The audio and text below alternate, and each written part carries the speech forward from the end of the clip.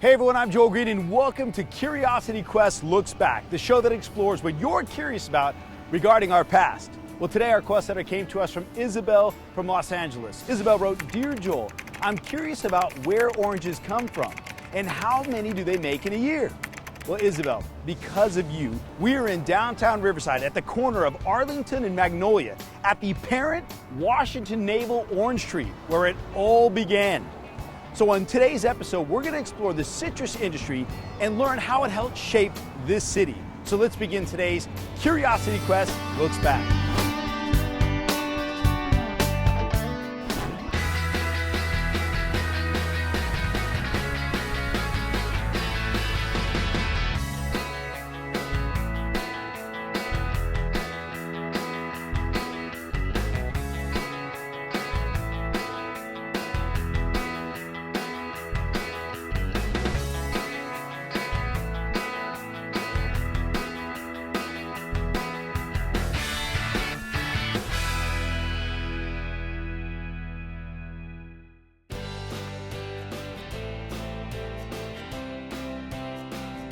Yeah, I'd like to order 5 dozen oranges, navel preferably. About 10 weeks? Okay, cool, thanks. So I'm making my way through the dining room and the foyer here at the Riverside Metropolitan Museum's Heritage House. Lynn, good to see you again. Good to see you as well, Joel. Welcome to Heritage House. Well, tell me a little bit about the Heritage House as it relates to the citrus industry here in Riverside. Heritage House was originally built by Catherine Bettner in 1891. She and her husband had come from Yonkers, New York. Wow. They had taken a transcontinental railroad train to San Francisco. In 1873, they found the damp and the cool of San Francisco not to their liking, so ventured down to Southern California and discovered Riverside. And in 1877, they decided to move here and purchase property in 1878 at Jefferson, Indiana, where the Auto Mall now is. Oh wow, right down the street. Right down the street. And James Bettner immediately became interested and was an active citrus grower here in Riverside. And he continued that up until his death, and of course in 1888. Following that, she really wanted a new start, we believe, and she built this home just for herself in 1891. It's about 4,000 square feet. Wow. With 14 feet ceilings and 9-foot doors, which you can see especially in this entryway. Absolutely. Now, is this like a representation of how the homes were built at that time in this area? Yes, this is an 1891 Queen Anne Victorian. And so one of the qualities of a Victorian house is the asymmetrical quality and the mixture of textures and finishes throughout the house. Okay. She built it with white oak on the first floor, so all the woodwork is white oak, and because that was actually more expensive than the redwood which she used upstairs. So welcome to the formal parlor of Mrs. Bettner's Heritage House. Oh, it's white. I mean, again, all the other walls look different when you're looking around. Why does this one have a different color? We believe this is the one room in the house that actually is most like what she had it when she built the home. It would have been very light colored, and then the cove ceiling that you see at the top of the walls, that's actually painted. That's not wallpaper. Oh my goodness. And that all is original as well, as is the chandelier in this room. Oh my goodness. That painting must have taken forever. Wow. Exactly. The skill, and again, you see the beautiful fireplace in this room in particular. Sure. Wow. Now, again, we're talking about, it's hard to wrap my mind around. I mean, this was a representation of how many people in this area who had money, which a lot of people in this area apparently, yes. At the time, this is the opulence that they would build, right? Yes, Riverside people are quite surprised, I think, sometimes of the fact that Riverside did have the highest income per capita because of the citrus industry at the turn of the century. And Riverside oranges were shipped back east, and of course only the larger oranges were shipped back east. So here at the house we actually have a replica of an orange sizer, which I believe our curator of education, Teresa Woodard, will share with you. Oh wow! What is a sizer? It's a thing that calculates how large an orange has to be. It determines what sizes go in what area when you sell them in the store. I believe that is an instrument used to measure how big oranges are. The size in small to large of oranges. All right. I am here with Teresa, Hi. who is Riverside royalty. Oh no, you. Riverside royalty. Now tell Teresa, what family are you from? Distantly related to the Tibbets. I'm sorry, and what relation do the Tibbets have here in Riverside? What did they do that was, what was the big deal? Eliza Tibbets, we all know. She brought the original navel orange tree. When we say navel orange, why are we calling it navel? Another good question. Yeah, well, Let me people tell me I'm full of them. demonstrate. Kids come in a lot. I tell them, where do you think these oranges get their names from? And I show them this part right And their here. belly button. It's a belly button orange, right? Wow. So that's what they say. Another name for them were table oranges because they could be set on a table. They're easy to peel. They have a thicker rind than a more traditional orange. And the segments are nice and easy to pull apart, and they're juicy. And Okay, why are we in the barn? so we use this barn as a place to discuss citrus history with third grade students. We talk about the story of the orange, how it starts, how the trees started, Okay. how they come off the trees, the picking the oranges.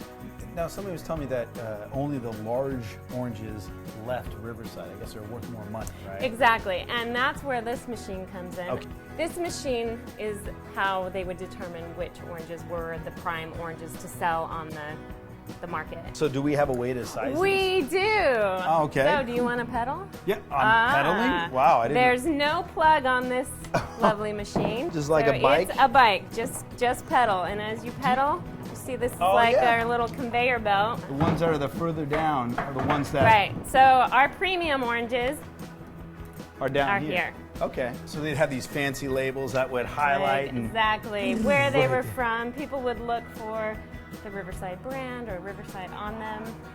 They were known to be the best here, and you can see the belly button right there. Oh yeah, the belly button, and they give this nice, beautiful picture of Riverside sprawling orange groves. Exactly. Few houses here, and just orange groves. I understand that one of the original, or the original orange tree is actually here. It is in Riverside, just a few blocks down the road from Heritage House. Wow, and it's the parent orange. So every tree that is grown in California is a descendant from that parent navel. Oh my goodness. So what I ask the kids when they come in, how do you grow a new navel orange tree? Okay, well, Do you tell plant it. a seed? Well, let's have them. All right. Ah. How do you grow a new navel orange tree? How do you grow a navel orange tree? You put the seed in the ground and put water and rub it. Put the seed in the ground. You get some good soil and you plant a tree and pray that God will bless it for you. I have no idea. I don't even know what that is. Navel orange tree. I have no, you put a seed in the ground and you water it and you watch it sprout. By putting it in the ground and sprinkle it with love. So there's not a seed in the orange, so you can't plant a seed in the ground. So how do you do it? You have to graft. Graft. And graft is a word that essentially means taking a branch from an existing tree and putting it in another tree that's already existing, or the roots of another tree. So you and that creates a whole different tree. So you just like cut off a piece of the branch and you stick it in another. Into an existing tree. All of these trees here were grafted at some point because they don't produce seeds. They can't be made just the old-fashioned way by putting a seed in the ground and watering it and getting a new plant. Sure. If you look at the very bottom of all of these tree trunks, yes. you can see essentially what is a scar, where that grafting process happened. After the tree was planted, the parent tree you called it, did people come and take? That's a really good question. Eliza had to put barbed wire around it because she was in the business of selling trees or establishing this new industry. So she didn't want people willy-nilly taking. And then obviously today it's protected as well. It is protected, but it's accessible. You can get into it. You just have to make an appointment to go visit the tree. So is it considered a historical landmark here in It Riverside? is. The tree itself is a landmark. So speaking of an important part of Riverside's history, obviously the Heritage House and these tours that you give to children out here, if a school or a teacher is not aware of how they can get involved, how can they get involved in coming out here? And coming here, they just send me an email. It's that simple. So we put them on the calendar, and they can come anytime. Call the museum. And you can put them to work just like you put me to work. That's right. All those third graders pedaling that sizer. All right. Well, thank you so much. Thank I appreciate it. It's a lot of fun. And I'm keeping it. All right. Let's go. What is a kumquat? A kumquat is a baby orange, but it's not orange. It's brown green. I believe it's like a pumpkin. It's kind of like yellowish and it's like longish kind of. I believe it's a type of fruit. I know that for sure. A type of fruit that is used in salads. It's a kind of fruit. A type of orange? What did you just say? I don't really understand it. Vicki, what are we in front of here? You're in front of a nice-sized kumquat tree. Kumquat is one of the families of citrus, is the quat family. Woo! Very sour. And well, you're doing it wrong. I'm doing it wrong. Am I supposed to peel it? No.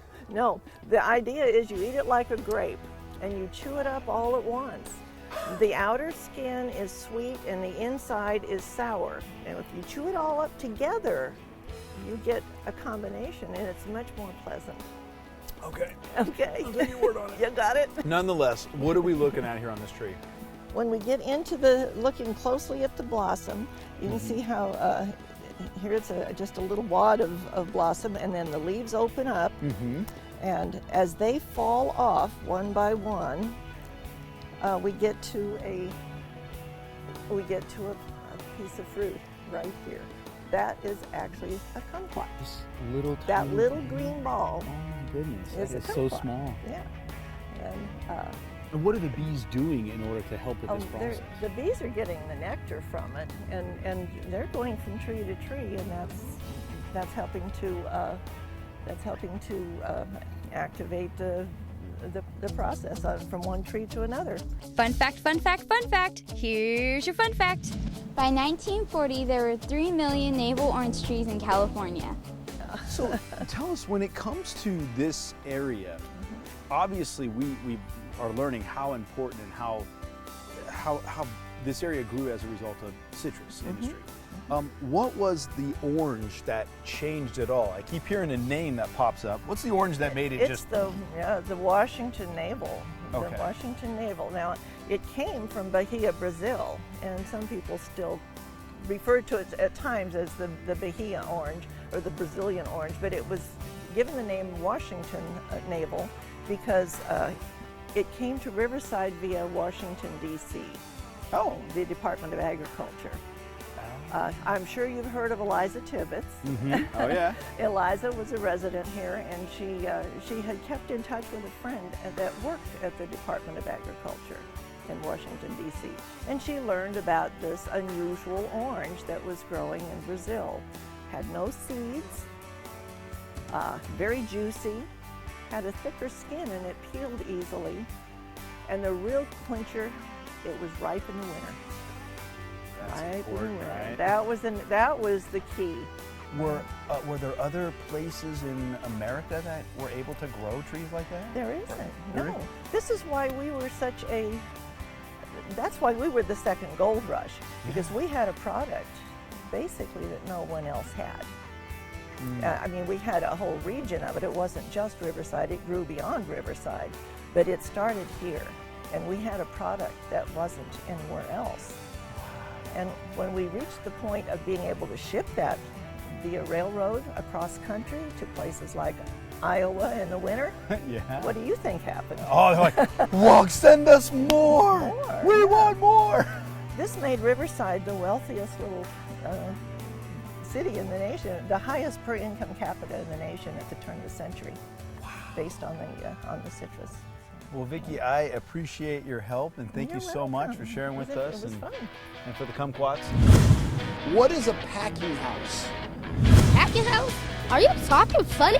Packing house is a place where they get the oranges, they put it in little boxes so you can have it at the stores. A packing house is when they ship all the oranges that were picked from the trees to a warehouse. They box them and they ship them out to be sold. I believe it's a building where they get all the oranges in and they freeze them and they put it on the trains. Houses where you can pack as many oranges as you can. It's a house probably have packs all over it. It's where they pack oranges to ship them off to other places in the country. All right, we are out here at a packing house in downtown Riverside at Blue Banner Company. I'm here with Jim. Jim, tell us, how has the packing industry changed since the late 1800s? There's been a lot of big changes. The biggest change is that we moved from wood boxes to corrugated cardboard boxes, and the whole dynamics of the market's changed. You know, we have new threats and new opportunities that we deal with now that we didn't used to. Annually, is Riverside still producing a lot of fruit? They are producing, well, I guess relative to what used to be. You know, Riverside use is where it all began. So. Nowhere near what it used to now. And if you look at old photographs and things like that, you see that there was citrus everywhere down here. And there was packing houses everywhere. There was a packing house on every other corner. Now there's only about 4 houses left down in this area. Looks like you have a lot of fruit going through here right now. Yeah. Is this what it looked like way back when? The amount of fruit has actually decreased because of housing and things like that. Typically, grower returns aren't enough to offset the cost of development or the profit for development. So. Can we walk through there at all? Okay.